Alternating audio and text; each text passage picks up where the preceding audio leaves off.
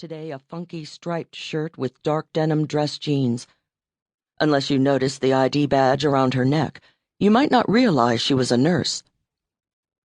Heather's body language was defensive, almost cringing under the blanket, her gaze flicking back and forth between us like a cornered animal's. Michelle stepped back, but Heather still looked overwhelmed. Some patients felt ganged up on when we brought a nurse in with us. I said, "Would you be more comfortable just talking to me?" She gave a small nod as she worried a corner of her bandage with her teeth. Again, I was struck with the image of a wild animal trying to escape its bindings. I glanced at Michelle, signaling that it was okay for her to leave. Michelle smiled at Heather. "I'll check on you later, honey. See if you need anything." I liked Michelle's warmth with the patients, had noticed it before. She'd often sit and talk with them, even on her breaks. When the door closed behind her, I turned back to my patient. "Can you tell me how old you are, Heather?" She slowly said, 35, as she looked around, starting to become more aware of where she was. I saw the room through her eyes and felt bad for her.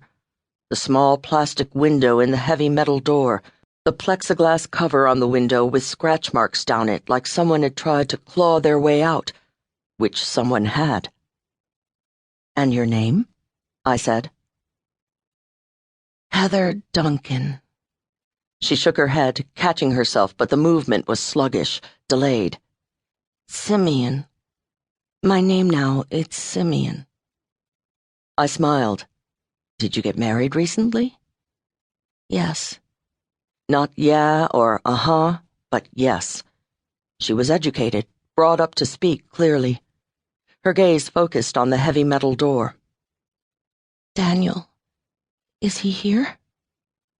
"He's here, but I'd like to talk with you first. How long have you and Daniel been married?"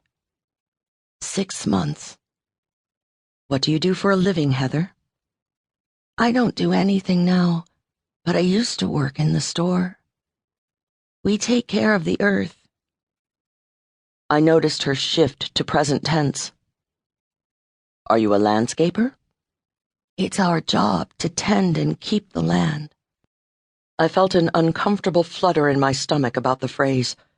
It sounded familiar, and she'd also said it like she was reciting an expression she'd heard many times. She was repeating it, not speaking for herself.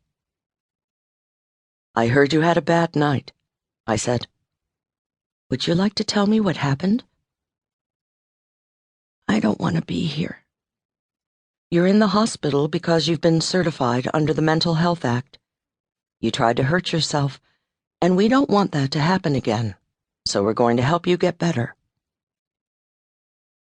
She pulled herself up into a sitting position, and I noticed how thin her arms were as she braced on the mattress, the veins popping. Her arms shook as if the effort of holding up her body was exhausting. "I just wanted it all to stop." Her eyes filled with tears that weaved down her face, dripped off her nose. One landed on her arm. She stared at it as though she had no idea how it got there. "What did you want to stop?" "The bad thoughts. My baby." Her voice caught, and she flinched, gritting her teeth as though something had stabbed her deep inside. "You had a miscarriage, Heather?" According to her file, she'd lost the baby a week ago, but I wanted to see if she would tell me more about it herself. Another tear slid down and dropped onto her arm. "I was 3 months along. I started bleeding." She took a breath and let it out slowly through clenched teeth. I paused, a beat of silence in honor of what she had just told me, then said very gently, "I'm sorry, Heather. That must have been very painful for you. It's normal to have feelings of depression after losing a child, but we can help you manage your feelings so they aren't so overwhelming. Your file said your doctor prescribed Effexor last year. Are you still taking it?" "No." "When did you stop?"